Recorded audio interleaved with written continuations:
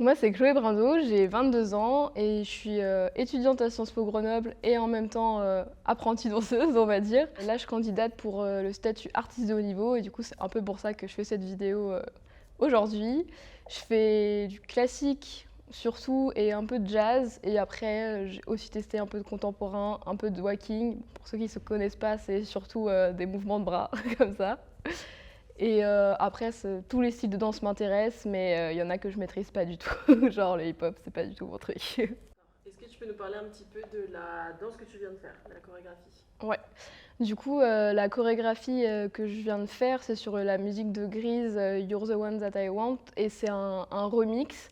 Donc c'est beaucoup plus doux que la version originale du film.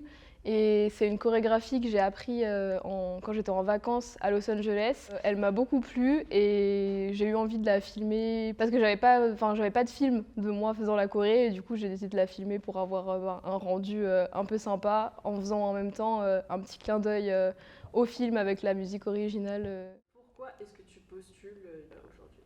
Je postule au statut parce que avec Sciences Po, ça prend quand même déjà pas mal de temps dans la semaine juste pour les études. Et en plus des entraînements de danse, ça fait vraiment une grosse semaine.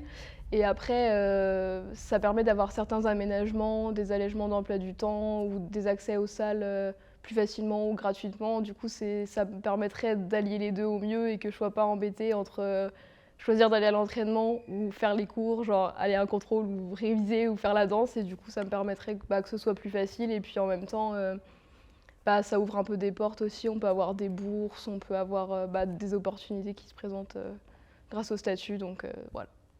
En plus de tout ce que tu viens de me dire, qu'est-ce que tu penses que cette école pourrait t'apporter que d'autres écoles ne pourraient pas te donner, par exemple? Du coup, ça me fait vraiment une formation un peu, je dirais, professionnelle par rapport à peut-être des associations où il va y avoir les cours, mais peut-être la technique va être un peu moins travaillée, etc. Alors que là, c'est vraiment axé pour enseigner la danse après et pouvoir performer. Donc, on va vraiment travailler les bases techniques à fond. Et moi, c'est un peu ce qui me manque un peu, je pense, c'est vraiment d'avoir une technique en béton et que ça permette de performer après. Sans aucun problème de pouvoir tout passer sans difficulté. Voilà.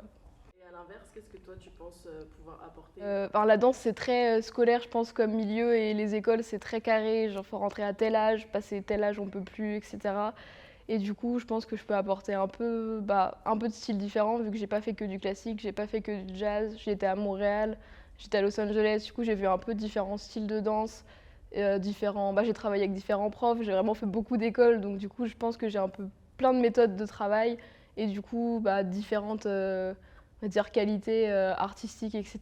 Et du coup, je pense que ça peut être intéressant de leur apporter un peu des types de danse que du coup, il n'y aura pas forcément dans la formation, mais que peut-être je vais pouvoir un peu leur partager aussi, parce que du coup, c'est un peu ça la danse aussi, de voir plein de styles de danse et de ne pas rester tout le temps dans un truc très académique, très scolaire, entre guillemets.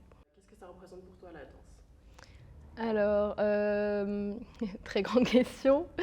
La danse, c'est quelque chose que je fais depuis que je suis toute petite, mais au départ, c'était un peu un passe-temps, un truc normal d'enfant qui va faire son sport, etc.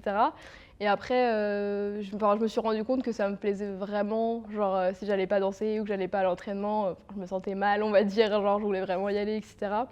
Et du coup, c'est vraiment ma passion. Enfin, j'aimerais vraiment pouvoir en faire mon métier après. Quand j'entends les musiques, des choses comme ça, direct, je pense à ça, genre ah oui, on pourrait faire une choré là-dessus, ou on pourrait faire quelque chose.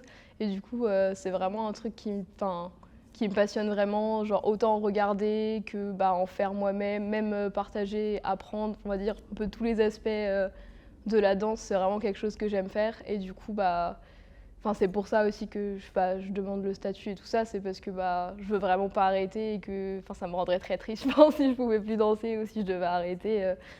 Là, j'étais blessée cette année et ça a été vraiment. C'était dur de pas pouvoir danser, etc. ou pas faire à fond. Donc, ouais, c'est un peu tout. Pas toute ma vie, mais une grande partie en tout cas dans ce que j'aime bien faire. Voilà.